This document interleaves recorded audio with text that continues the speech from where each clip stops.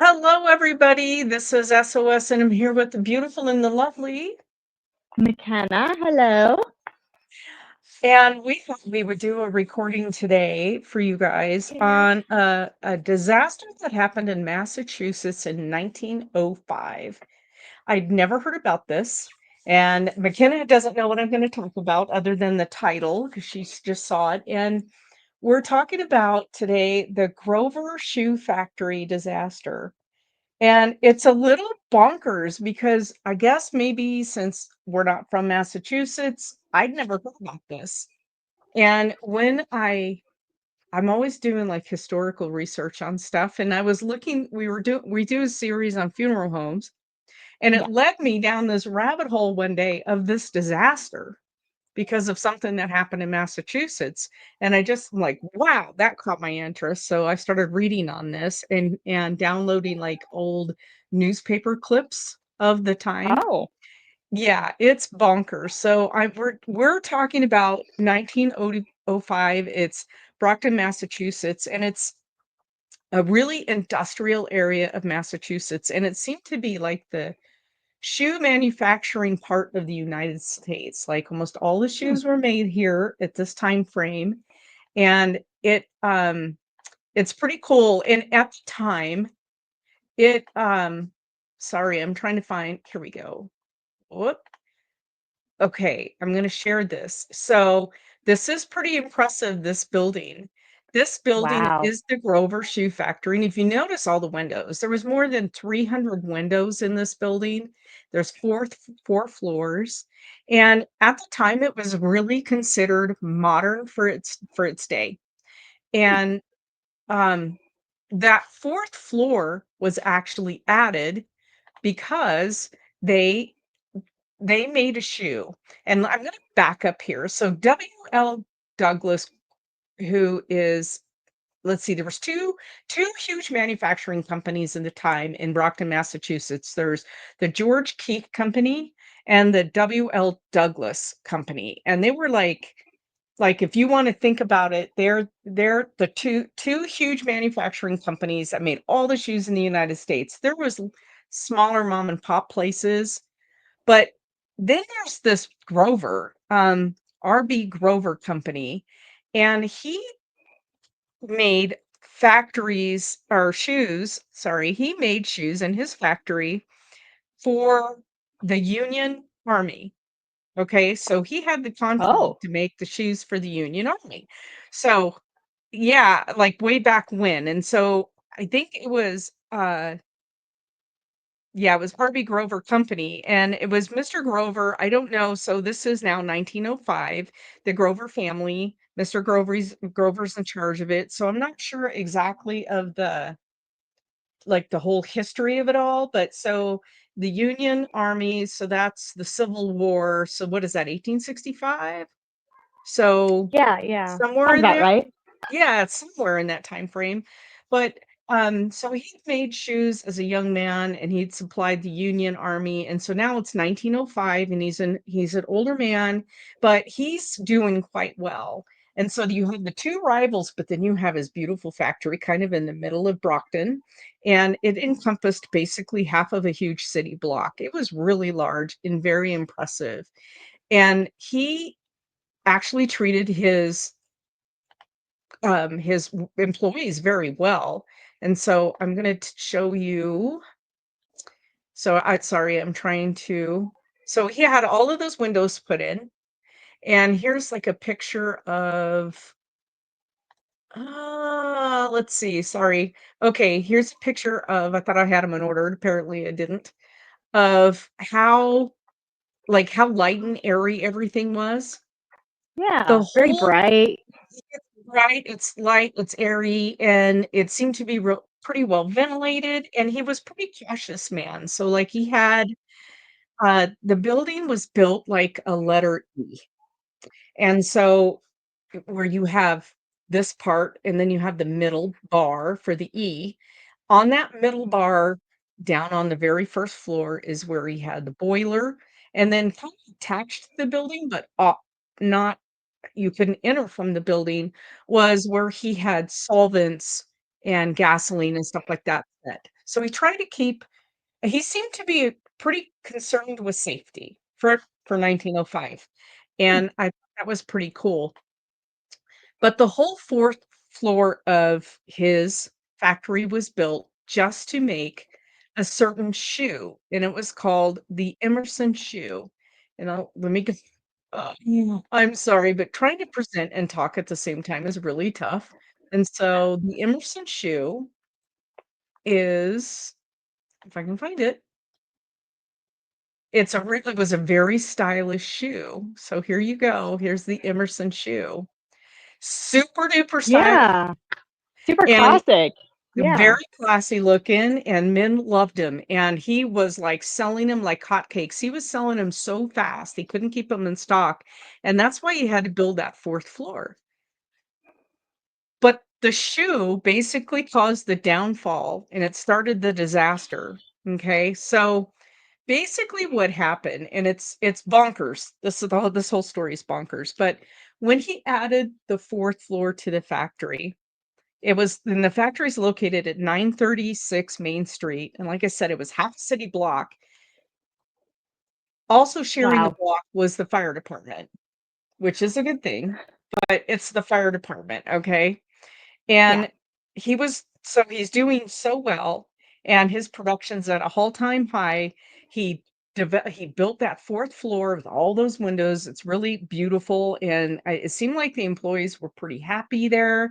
And he had an engineer named, David Brockwell, and he was in charge of the engineering, the day-to-day stuff of how the equipment's gonna run and the boilers, the heat system, all that kind of stuff for this factory. And I believe he had given, but I'm not quite sure about that. But anyway, Mr. Rockwell and his wife lived directly next door to the manufacturing facility. There was a little house there, and that's where he and his wife lived. Okay. Hmm. So, because he was doing so well, he installed a new boiler system, a brand new boiler, and it was state of the art. He had it inspected every year, and he still had the old boiler. And again, he was Hmm. very thorough for his day because we don't have laws and regulations back then. There's no OSHA. Right. There's no anything protecting workers' rights, right? Yeah.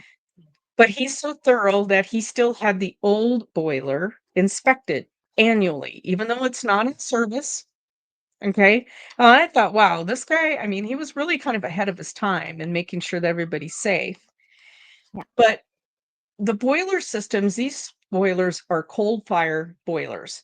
And so, what a boiler is, if people don't understand, and it's interesting because in Pocatello here, I want to say about 7 years ago, we have a church downtown and their boiler exploded. So boilers can explode. Think about they're a pressurized tank, right? Or Yeah. they're not they are pressurized, okay? And they're a tank full of water, and you heat the water up, and then the water releases heat through a piping system into buildings. And so Yeah. he had to take the brand new bigger boiler offline to flush it, and that's their annual maintenance, is they flushed it, they inspected it, and they put it back in service. And it's March, it's spring, and I'm not sure exactly what date this was, but it's in the spring, but spring in Boston's cold, like spring here, we have snow today, you know? Hmm. It's Yeah. bonkers. His chief engineer, Mr. Rockwell, was a little concerned about putting the old boiler back in service, but it had been inspected a few months before, passed all of its inspections, and it was certified to run at 90 pounds per square inch, 90,000 pounds per square inch. And he Wow. was running it, so he wanted to this was Sunday evening, and he told his maintenance guy, "Let's go ahead and fire up the old boiler so we can flush the new one this week." And he wanted to make sure that the factory was nice and warm for everybody to come in Monday morning. So they started it Sunday night, and he had it set at 80,000 PSI, which is 10,000 below its max operating level, which is safe. It's Right. safe. It's just been inspected. plenty of water in it. The coal fires are burning, everything's good to go. His maintenance guy, when he came in the morning, he said, um, everything seemed to be good to go. And this boiler is 17 feet long, 6 feet wide. So it's a standard boiler, but it's smaller than the other one. The new one was much larger because of the fourth floor. And I Right. was a little concerned that it wasn't going to heat enough for the fourth floor. Okay. He was a little concerned about that. But they went ahead and they started it. And like I said, the boilers are located on the first floor in that middle bar of the E. And I Mhm. have a picture to show you what the middle bar of the E looks like here in a minute. And so Rockwell is there, and he's concerned about the boiler, but he's like, okay, everything's good to go. He came in the morning, and he came in early Monday morning, and he was a little nervous, but he checked on everything. Everything's operating perfectly as planned. His maintenance guy, he had heard some thumping and banging a little bit in the pipes, and his maintenance guy said, "Everything's fine. I've checked on everything. Everything is fine." There was a few people in and out of his, like, little shop, Mhm. and everything seemed to be okay. But looking back, Mrs. Winkle said he was nervous about that boiler for a very long time. For months, he was very nervous about operating that boiler, and he Mhm. he told Mr. Grover, he's like, "I'm really scared about this boiler, but it passed all the inspections," and they talked a lot about it, and they thought, "Well, it's passed all the inspections, it should be fine." Now, this old boiler was built differently than the new boiler. The old boiler had what they call a lap joint. So I looked into what a lap joint is and to explain it to you. So basically, it's where two pieces of metal come in and then they're lapped over and then they're like welded or they're welded together over. So you have a Okay. lap, okay? Like a roof Gotcha. shingle. You have one shingle and then you have the next shingle, right? And so Right. the problem with those joints, and there were like 2,000 boiler explosions, I think, in Massachusetts alone that year. Not big Wow. ones, but enough to kill people Right, enough to because put it on the radar, you'd think.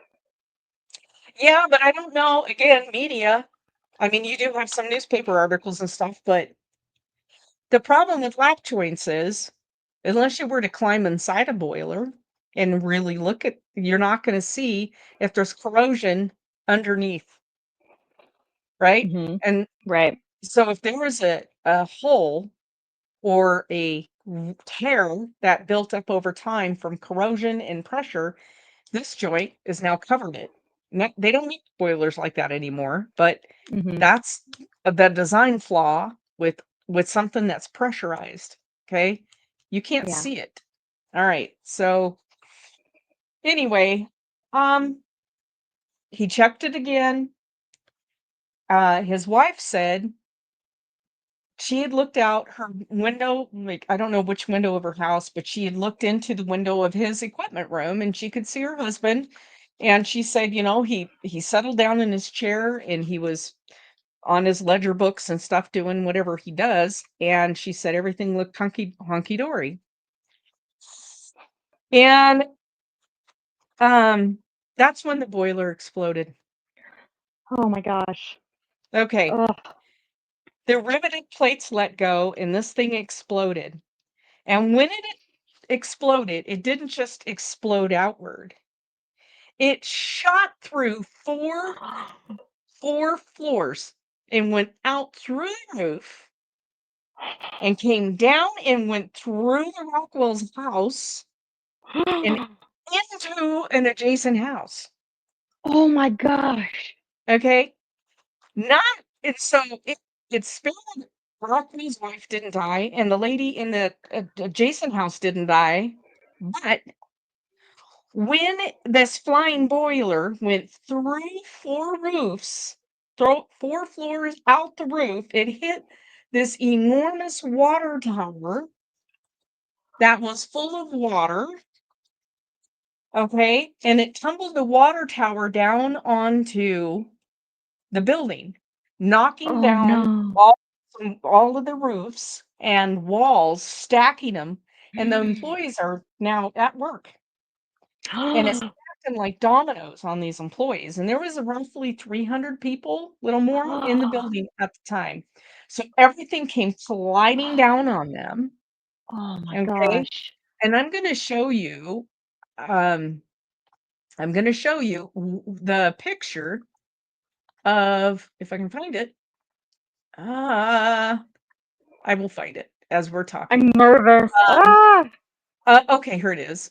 I'm gonna show you the picture of, where is it? There, this one. No, can you see this? Oh. This is the boiler. Oh Oh, where'd it go? This is the boiler that my came to rest gosh. in the wall of the second house I went through after it was a missile going through this building. Okay. Oh my gosh. After it went through the But building and it went through another house, right? Like, this is yeah, the second house? Oh my but gosh. this only gets much, much worse. This is just the tip of the iceberg. All right. So remember that room full of naphtha and gasoline? Okay. When the Oh water no. tower came down on everything, the burning coal took off like little missiles everywhere. And they got, I think it ruptured maybe one of the walls where the naphtha. Now, if you don't know what naphtha is a solvent and it's incredibly flammable. And it's in 55 gallon barrels, probably oak barrels at the time, I'm imagining, Yeah. next to gallons and gallons and gallons and gallons of gasoline, next Oh my to gosh. gallons and gallons and gallons and gallons of linseed oil. Linseed Oh oil no. is also highly flammable. So you have Mhm. now a huge bomb sitting there. Okay. They used the linseed oil because they were so fastidious in this factory to keep dust down. They would mop the floors every night and then they would coat them with linseed oil to keep the dust down so that the leather was in perfect condition. So when they sewed these very expensive shoes and they were shipped out, they were beautiful. There wasn't a speck of dust on them. They were polished, they were gorgeous. So now you have this giant bomb sitting there with Oh no. coal that's burning, raining down on them.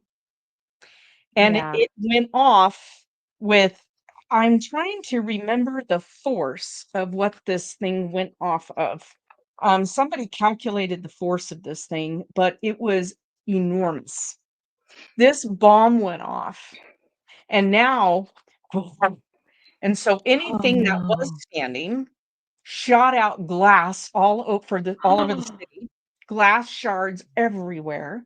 Oh no. Fireball like you wouldn't believe. So you have people who were trapped in this building that is now on fire, and Mhm. unlike anything anybody's ever seen in that area. They didn't even know what to do. People said that they lived over a half a mile away, could hear the screams of the people from the factory over Oh a half a mile gosh. away.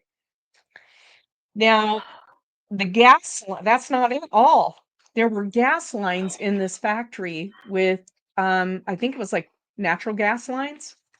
They Okay. sheared, and so now you Oh have no. natural gas feeding the fire. And Oh my there was no gosh. fighting this fire. It was just unbelievable. So now they're leaking, they're just fueling the fire. You have 300 people in there. Unbelievably, about every employee made it out of the factory. A lot of them, a lot of them were badly, badly burned, so it doesn't account for how many. They said there was about 150 or so injured people, about 100 or so made it out pretty much unscathed.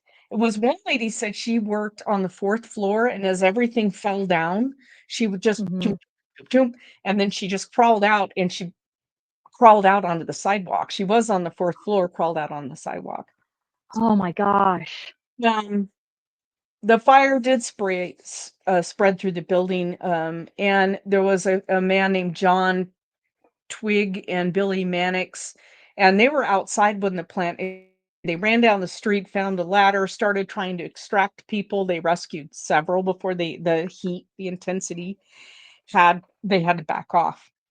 Yeah. Like I said, the fire department was on the same block, and most of the buildings back there brick. Their Yeah. brick was hot to touch for 2 days after this fire went out. Oh That's how hot gosh. this fire burned. They could only rescue just a few people who remained in the fire, and um, yeah, one worker. This was absolutely bonkers to me, but one worker was so dazed that he leaves. He escapes being crushed to death. He escapes the fire. He's got a head injury, and he's so dazed that he's just kind of wandering around the city, and he realizes he must be at work somewhere, but he can't remember. And he went and got hired on at another shoe factory and worked all day. His family thinks he's dead because they can't find him anywhere. Because you have now family members just flocking in, and his family members going, "Oh my god, he must have died in the fire." Well, he was at work at another shoe factory. He gets home that night for dinner, he's like, "What's the matter?" Got like a traumatic brain injury, like plogging along making shoes. And Gotta he bring home the bread. Oh my gosh. Yeah, and Oh my I was gosh. reading up in several newspaper articles, I couldn't believe it, I'm like, "You gotta be kidding me." Um, so as all of the residents, it was called the Campello neighborhood, in Brockton, so they have little neighborhoods in the city, right? And, Mm, um, the firefighters are, like, charging into infernos. You gotta remember, back in the day, they don't have, like, Nomex, they don't have anything. They're just charging in trying to help people, and yeah. I guess, uh one firefighter, his last name was Moore, and he kept running into the building. He was only armed with an axe, that's all they had. They're Oh trying my to gosh. put this fire out, but you've got all of this gasoline that just started all the timbers and the wood floors coated Mhm. in linseed on fire, and then you have gas that's just feeding it, these natural gas lines, and, he just kept going in and hauling people out until he Wow. couldn't do anymore, and Wow. it quickly became a body recovery mission. I mean, Yeah. the people who made it out were some of them were completely unscathed, which was mind-blowing to me. Some of them were Wow. very badly burned, and they happened to make it out, lots of broken bones, injuries, everything else, but Mhm. 58 people never did make it out, and they could Wow. not be identified. They were burned beyond there was just tiny little bone fragments that they found, and so they they believe it was the 58th victim. His name was Hiram Pierce, and he died on April 15th in the ho he'd been hospitalized, but he was very badly burned. Mhm. And there was very Mr. Rockwell himself, his wife identified a little snippet of his clothing and the heels off his shoes, and that's Oh all my they had to identify gosh. him, but he was right there when the whole thing exploded, the first explosion, and yeah, there was nothing anybody could do for a lot of these people. I wanna Mhm. say though, I did actually go and read some interviews of I wanna say they were the great grandkids of some of the people who were involved in this, and Mhm. it's really kind of, speaks to Mr. Groban's character because on the day of the fire, there was a leather union, a leather workers union, and so a lot of people back then had unionized. That's when unions Yeah. kinda started coming in to kind of protect them, right? Because they didn't Mhm. have regulations, they didn't have rules that people stood by. So the workers unionized, and the injured were paid $5 a week, which is equivalent to $175 in 2024. That's a lot of money for somebody. If they were injured, they Mhm. got that until they could either recover or and get back to work.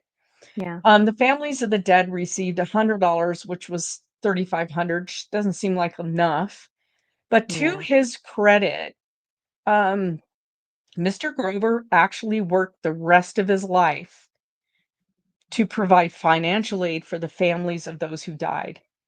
Wow. Even though he was insured, he wasn't insured for enough to replace the manufacturing facility, but he did get insurance, and he put all of that to work to provide for those families. He felt absolutely horrified about what happened because Yeah. he seemed like such a safe man. He really Yeah. did. He provided a nice factory. He made sure it was clean. He had his Mhm. solvents and his chemicals in a different location. The problem was nobody foresaw a boiler shooting through the roof, the tower falling down, 2 Yeah. explosions. Nobody could have predicted that. Now you Right. have like we have at our facility where I work at, we have a room that's a fire safe room for our chemicals and our solvents and everything else. Everything is, Mhm. you know what I mean? Like, Oh, yeah. yeah, everything is protected and you have barriers and it's ventilated. Like the ventilation system has to be working 24/7. Yeah. So he ended up working, and he there was a like I said, the rest of his life, but then there was also civic leaders in that area. It was called they created something called the Brockton Relief Fund, and they Mm. collected and distributed about 105,000 in cash assistance to the families, which is Wow. over $3.5 million in 2024 dollars. Wow. They did a lot.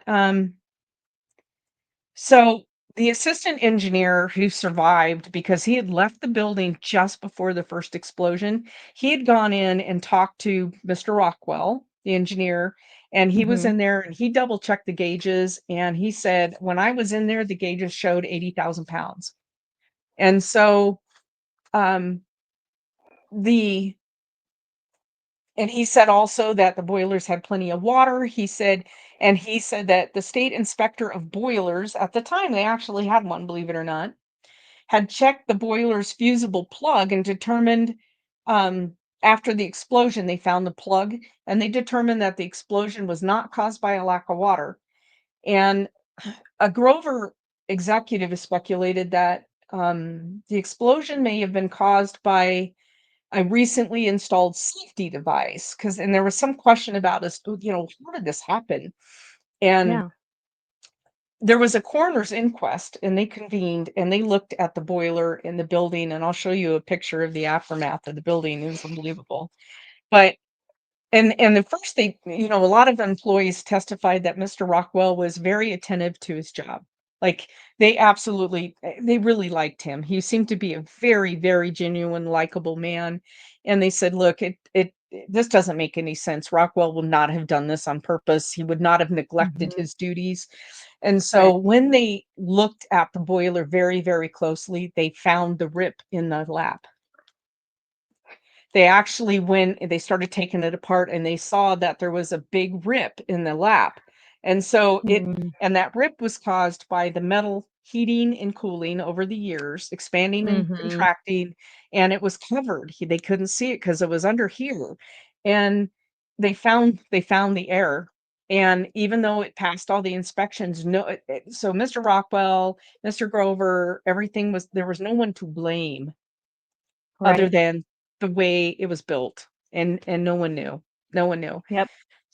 So on March 29th, the DA in that town in Brockton said that the accident was due to a hidden defect in the boiler and no criminal charges would be filed.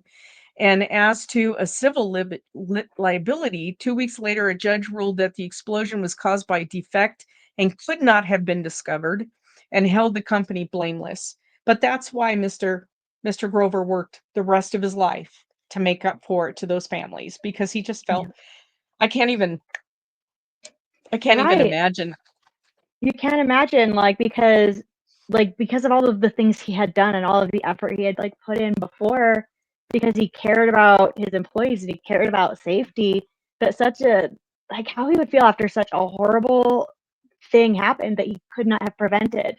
But if he knew about it, absolutely would have, if he had Right. had, that foresight, but no way to know. There was no way to know, and No. I'm sure he felt awful. I can't even imagine. I can't even imagine how we felt. So I am going to show you, let's see if I can find it. This is this is so you can see this.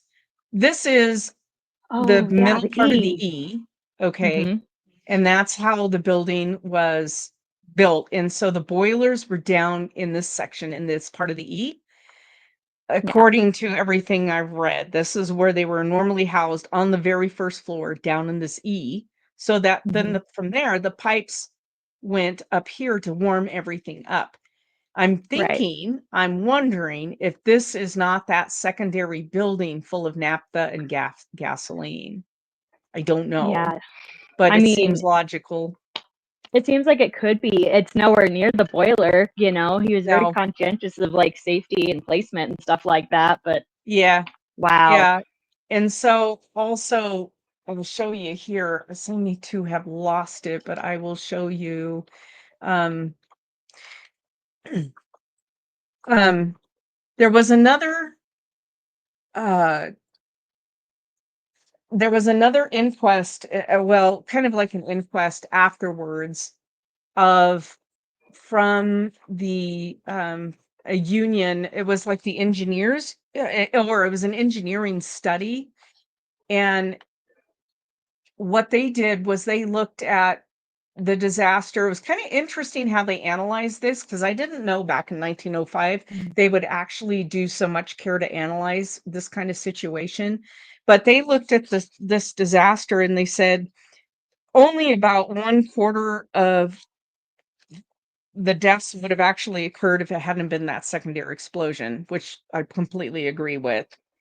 Yeah. They said when the naphtha exploded, it crushed one side of the building, pinning more workers under beams and machinery. And a second building, I guess there was a second building containing naphtha. It caught fire about 15 minutes later, and there was another explosion. So I apologize. There's three explosions going on here. And Well, like, with they, each explosion, like, you can imagine, like, that yeah, structure just is just boom, getting weaker boom. and weaker and weaker. Yeah, and Ugh. people, there was they said here that the engineers estimated the force of the boiler explosion was equal to 660 pounds of dynamite. Holy 660 cow! pounds is just mind blown to me. Um, Just the boiler, though, and then that doesn't account for, like, all of the explosions yeah, afterwards. that's just the boiler. That's just the Oh, that's boiler wild. explosion. It's Holy so, cow. and then with the second the naphtha explosions, it was just raining down things that are burning all over these poor workers who are laying on wood that's been soaked in linseed oil and just I mean, it just took Yeah. off. I can't even Well imagine how terrifying that would be. There well, if were you're surrounded by, like, brick, like, you think of, like a brick fire oven or, like, a pizza oven, you know? Like, it'll only like, it contains the heat really well, but, like, only as far as much fuel as you put in there, you yeah, know? And this building was full of wood that was made flammable by this oil, and, like, yeah. that you can't imagine how hot it was in there. The community was pretty it was pretty amazing what had happened. I am going to show you real quick before I move on to what it looked like after. And I got to blow this up. So here's it before, Mm. here's it after. Oh my gosh, It's are you just kidding me? everything just gone. It's just gone. There's nothing there, obviously. It just imploded on itself and just blew up and burned for I don't know how long that fire went on. I could imagine it was probably a couple of days, everything burning. It was half a Uh, city block. That is huge. That's yeah. huge. That's a So ton of destruction. he had 30 shoe stores across the country, and he declared bankruptcy, and he gave the shoe stores to the creditors. Like I said, he worked his whole life to make up for it. And on March 23rd, the mayor presided at a memorial service. They did for the victims at the city theater. They closed like all the stores and factories for the day.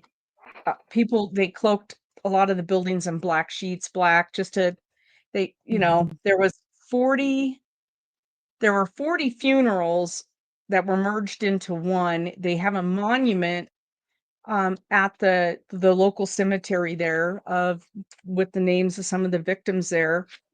And then in response to this, they they instituted it's always a disaster that makes greater safety regulations. It was Right. disasters like this that ended up starting OSHA, right? The Yeah. Occupational Safety Health Administration, for people who aren't familiar with that acronym. It's OSHA stemmed from just terrible industrial accidents and mining accidents and you name it kind of accidents, right? And OSHA's Yep. there to protect workers so that Yep. when we go to an office that we're safe. And Mhm. there was another it was this disaster plus a second shoe factory boiler explosion in Massachusetts that started, a I guess it was called Board of Boiler Rules was formed, and they instituted an act relating to the operation and inspection of steam boilers in 1907. Now, like I said, they had their boilers inspected. They were, kind of ahead of the time in safety, but Yeah. and then this led Massachusetts to eventually lead to the passage of laws that spoke specifically to National Boiler Safety Code for that kind of went on and snowballed throughout the rest of the United States. Yeah. And in 19 I mean, what did they say? 23 people were killed and 94 injured in 1962 when a boiler exploded and ripped through a telephone company in New York. I mean, it's just boiler accidents continue to happen, and like I Mhm. said, I think we had if I'm not mistaken, we had 1 person die and 1 person injured when a boiler went off in the church across from our high school in Pocatello. It was Wow. in the basement and it exploded. Those boilers, I mean, they're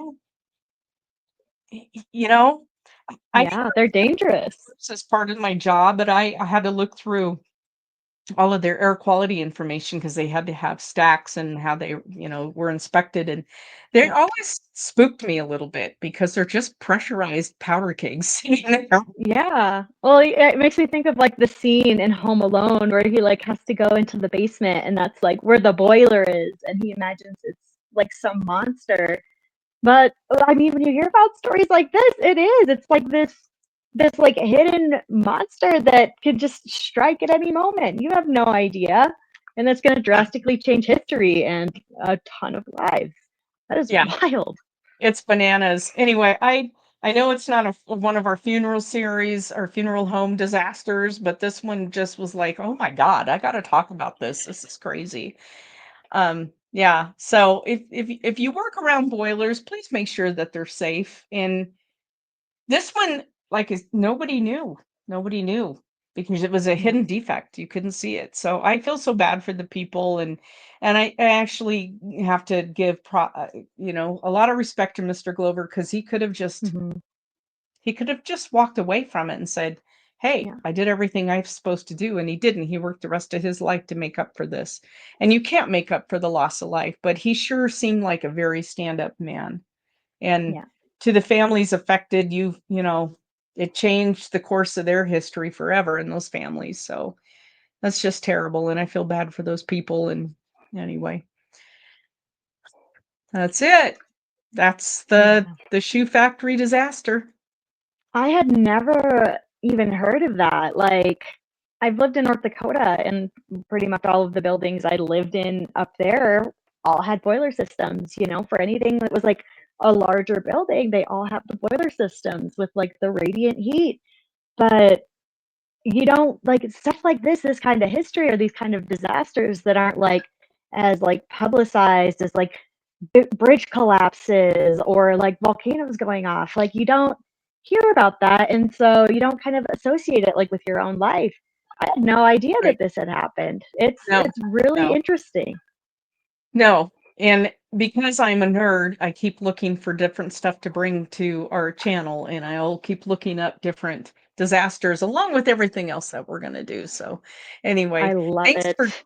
tuning in, everybody, I appreciate your time, and I hope that you, have a good day and be careful out there.